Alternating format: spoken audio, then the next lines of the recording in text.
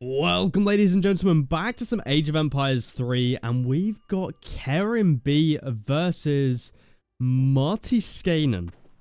I think that's how you say it. We're just going to be calling him Marty because that's a long name to say each time.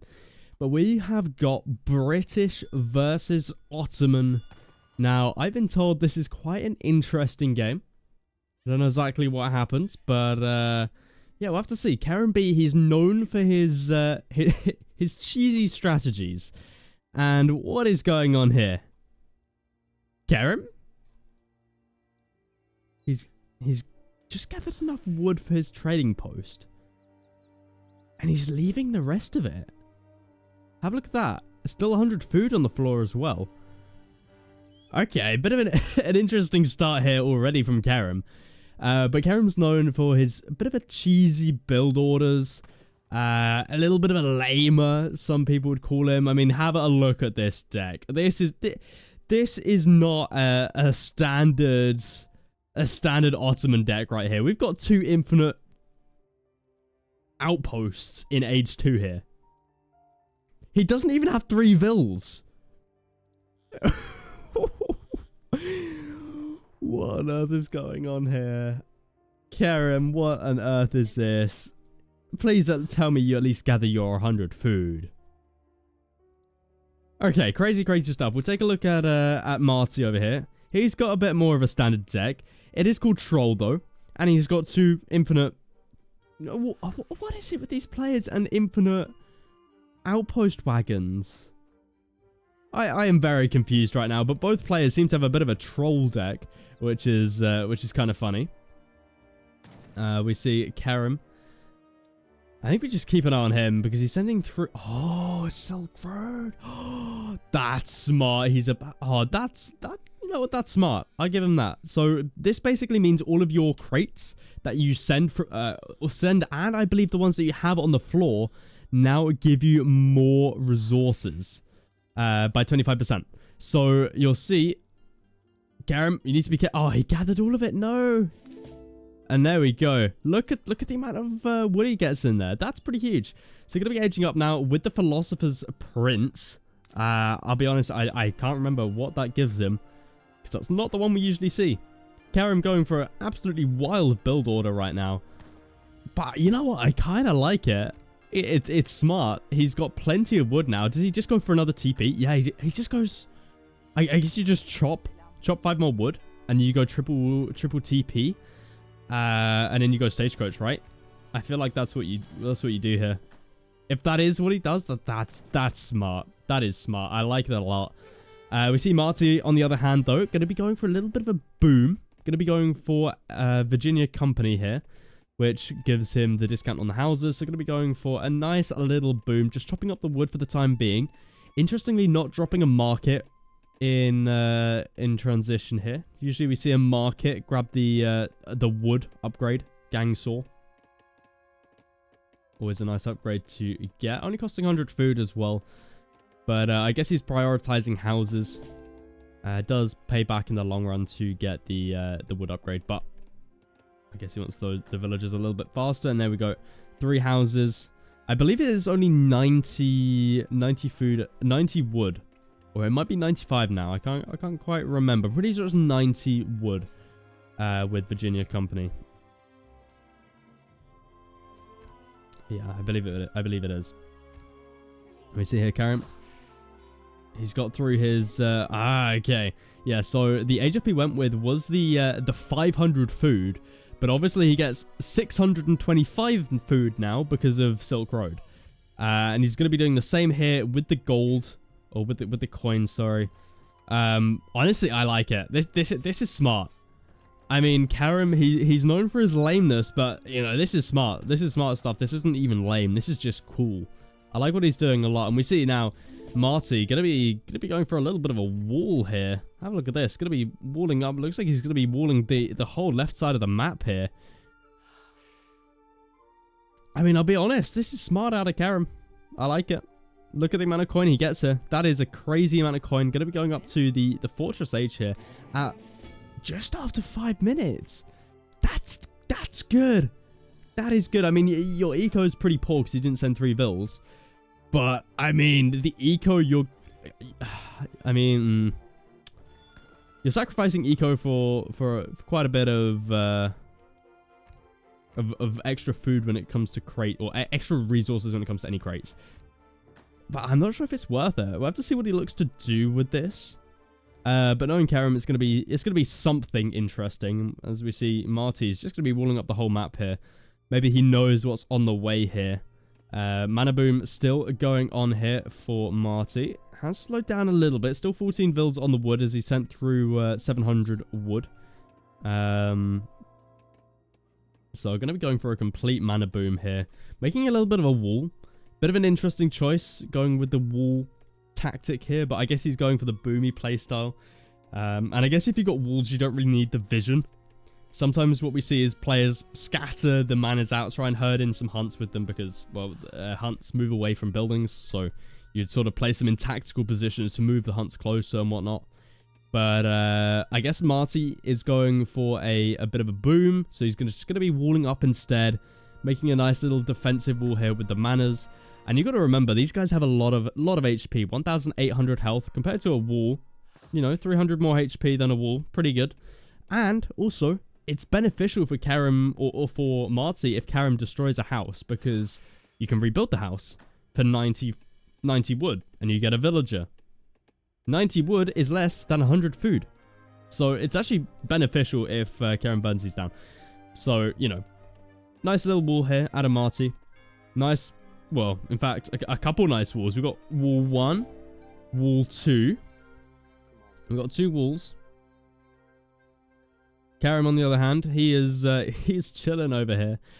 What on earth is going on? These players this game. What is this? He's sending through 1k wood now, but that's gonna be a lot more than 1k. That's gonna be 1,250, which yeah, very very nice right there. We will have 1k coin being sent through as well. I mean, Silk Road is a really nice card. I feel like you could get away with 3 vills and Silk Road though. But I do like the thought out of Karim. I like the idea. I like the idea. And we see here, Marty's also got 2 trading posts of his own. Marty's still in age 2 here, just booming away. 45 vills versus the 16 vills of Karim. Karim still keeping up in score though. We've got no stagecoach throughs. Both players have trading posts, so it's pretty much whoever invests into the upgrade here is going to be losing out because, well, you've both got 2 trading posts. And have a look at this. Marty going for wall number 3 out here. He is heavily walling. Karim going to be dropping down that market now. Going to be grabbing some market techs. Maybe just going to be trading away some of that coin. Or some of that food for some coin. But sending through 1k coin now. So he's going to have enough for industrial age here.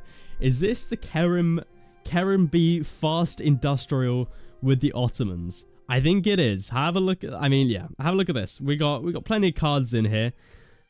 I'm not exactly sure how this would do if he was being rushed right now. He has got units in age 3, as well as the infinite outposts. You can send 3 outposts here as well. Got plenty of cards. I guess you could always send through 5 Spahi.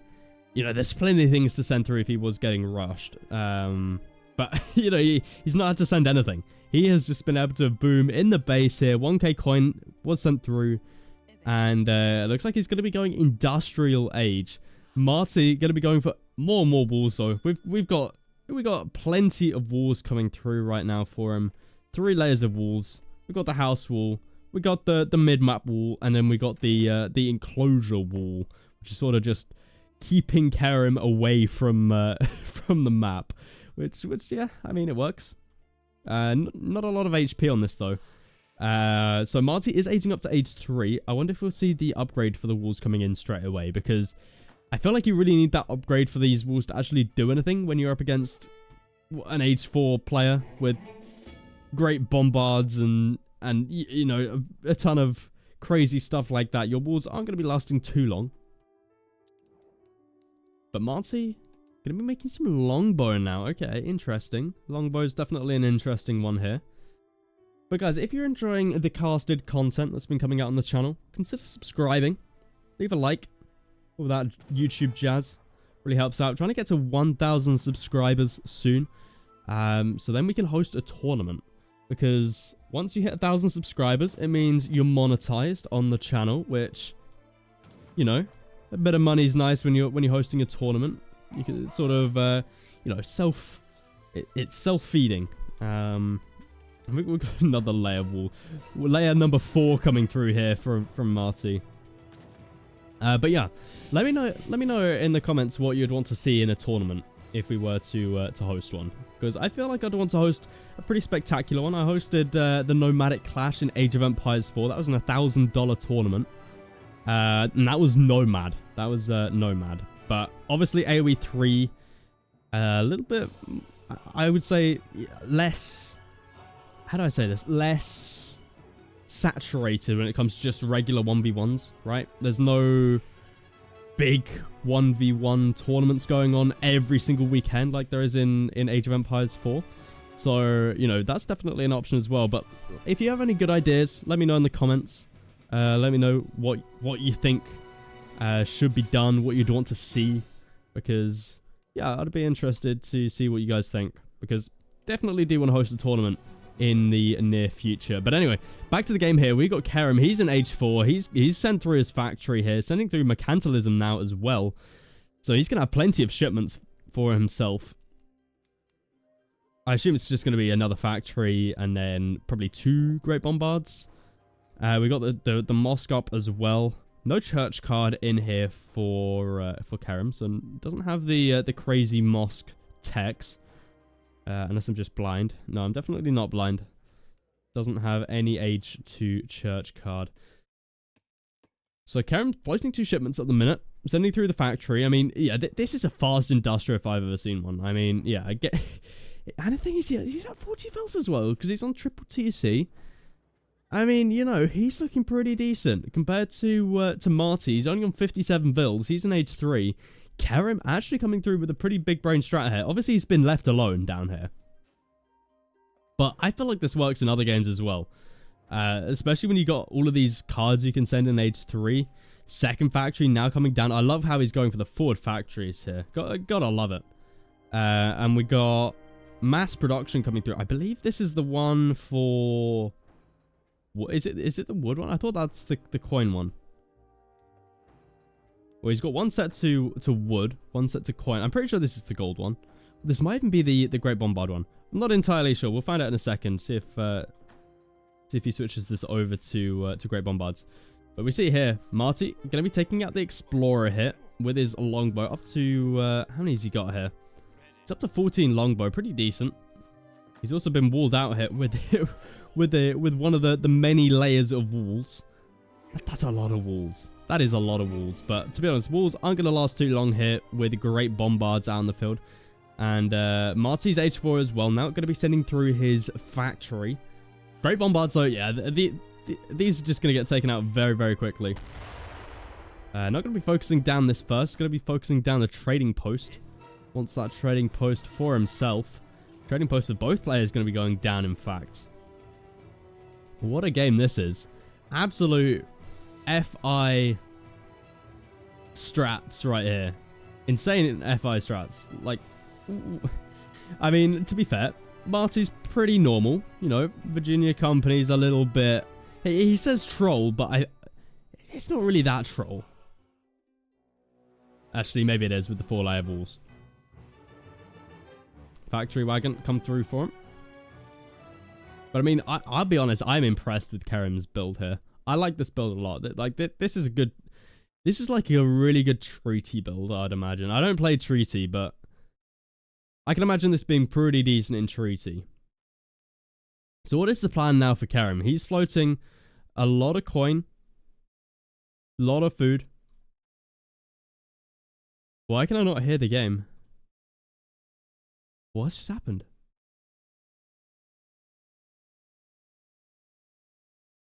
I can't hear the game. I think I might have accidentally unplugged my headphones or something.